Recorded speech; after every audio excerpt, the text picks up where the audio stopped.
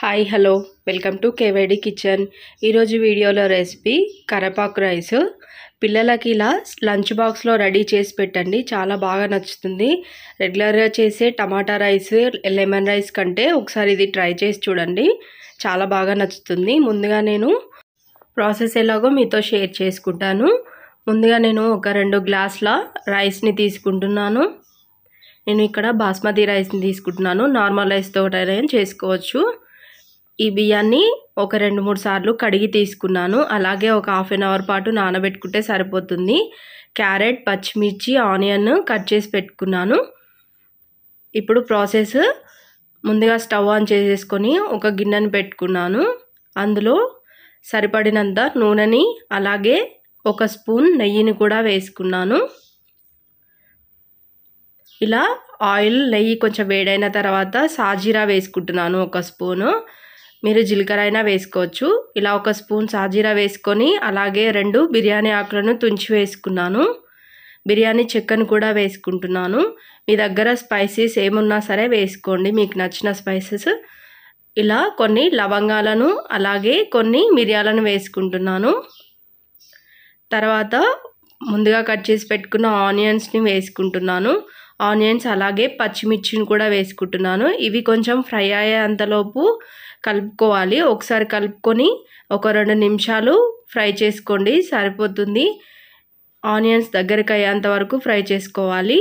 అలాగే నేను ముందుగా కరివేపాకుని కడిగి మిక్సీలో వేసి తీసుకుంటున్నాను. ఒకసారి అయితే కడిగే తీసుకోండి.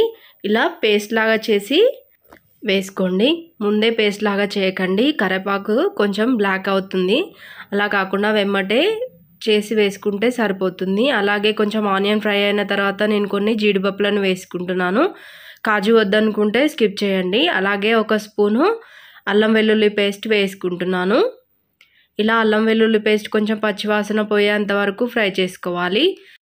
ఫ్రై అయిన తర్వాత ముందుగా మనం కట్ చేసి పెట్టుకున్న క్యారెట్ పీసెస్ని వేసుకోవాలి. మీరు ఇంకేమైనా వెజిటేబుల్స్ వేసుకోవాలన్నా వేసుకోండి. ఆలు కానీ ఇంకా వేరే బ్రింజల్ కానీ వేసుకుంటే వేసుకోండి. నేను ఇక్కడ క్యారెట్ ఒకటే వేస్తున్నాను. ఈ క్యారెట్ని కొంచెం మెత్తగా అయ్యేటట్టు ఉడికించుకోండి. ఒక 2 నిమిషాల పాటు మూతను పెట్టేసుకొని ఉడికించండి. క్యారెట్ పీస్ కొంచెం ఉడికిన తర్వాత ముందుగా పేస్ట్ చేసి పెట్టుకున్న కరివేపాకుని వేసుకోవాలి. ఇలా కరివేపాకు కొంచెం వాటర్ కంటెంట్ పోయి దగ్గరికి ఉడికేంత వరకు ఉడికించండి. వాటర్ కంటెంట్ అంతా పోయేంత వరకు మూతను పెట్టి ఒక 2 నిమిషాలు అయితే ఉడికించుకోండి. ఇలా ఉడికిన తర్వాత ఒకసారి కలుపుకొని మనం రైస్కి సరిపడా వాటర్ని వేసుకుంటే సరిపోతుంది. నేను ఇక్కడ 2 గ్లాసుల రైస్కి ఒక 3 గ్లాసుల వాటర్ అయితే వేసుకుంటున్నాను. వాటర్ వేసుకొని ఒకసారి కలుపుకోండి. అలాగే టేస్ట్కి సరిపడా సాల్ట్ వేసుకోండి. నేను ఇక్కడ 1 స్పూన్ సాల్ట్ వేసుకున్నాను. అలాగే సగం స్పూన్ ధనియాల పిండి వేసుకున్నాను. కారం స్పైసీగా తినే వాళ్ళైతే వేసుకోండి, లేకపోతే స్కిప్ చేయండి. ముందు మనం స్పైసెస్ వేసుకుంటాం కదా, ఆ స్పైసీ సరిపోతుంది. పిల్లలు ఎక్కువ తినలేరు కాబట్టి కారం అయితే వేసుకోకండి. తినేది ఉంటే వేసుకోండి కారం. నేను 1 స్పూన్ కారం వేసుకున్నాను. అలాగే వాటర్ మరిగేంత వరకు వెయిట్ చేసి, వాటర్ మరిగేస్తున్నప్పుడు మనం ముందుగా కడిగి పెట్టుకున్న రైస్ని వేసుకోవాలి. రైస్ వేసుకున్న తర్వాత ఒకసారి పూర్తిగా వాటర్లో కలిసేలాగా రైస్ కలుపుకోండి. ఇలా కలిపిన తర్వాత ఈ రైస్ ఒక 50% ఉడికేంత వరకు మూతను పెట్టి ఉడికించండి. ఈ రైస్ ఒక 50% ఉడికిన తర్వాత మూతను తీసి పూర్తిగా ఒకసారి కలుపుకోండి. ఇలా కలపడం వల్ల రైస్ మొత్తం ఈవెన్గా కుక్ అవుతుంది. ఇలా రైస్ పూర్తిగా ఉడికిన తర్వాత 1 స్పూన్ నెయ్యిని వేసుకోండి. నెయ్యిని వేసుకొని స్టవ్ ఆఫ్ చేసేసేయండి. ఇలా రైస్ మొత్తం ఉడికిన తర్వాత నేను ఒకసారి కలుపుకుంటున్నాను. కలిపి చూపిస్తున్నాను చూడండి, పర్ఫెక్ట్గా ఉడికింది. ఇలా నెయ్యి వేసుకోవడం వల్ల స్మూత్గా వస్తుంది రైస్.